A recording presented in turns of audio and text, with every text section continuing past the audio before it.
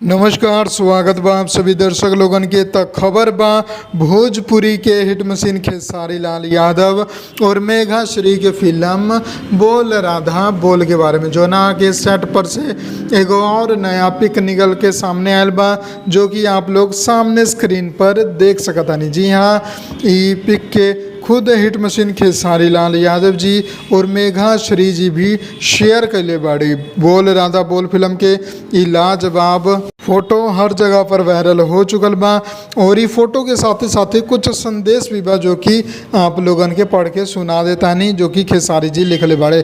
खेसारी जी लिखले बाड़े, लोग कहते हैं जिंदगी एक गेम है। इस तस्वीर को देखने के बाद यह समझ आया कि सबसे ऊपर प्रेम है। जी हाँ, आप लोग सुन लेनी कि कितना शानदार बात लिखले बाड़े हिट मशीन खेसारी लाल यादव जी।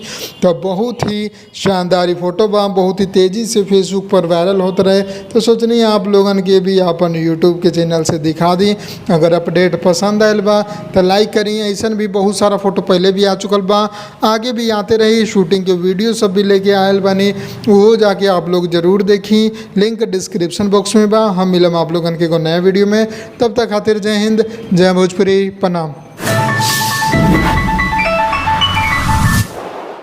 लाल बटन के दबा के अपने के चैनल के सब्सक्राइब कर ली और सभी खबर सबसे पहले देखे खातिर एक घंटे के बटन के भी दबा दी, ताकि जितना भी खबर डालम आप सबसे पहले फ्री में देख लें।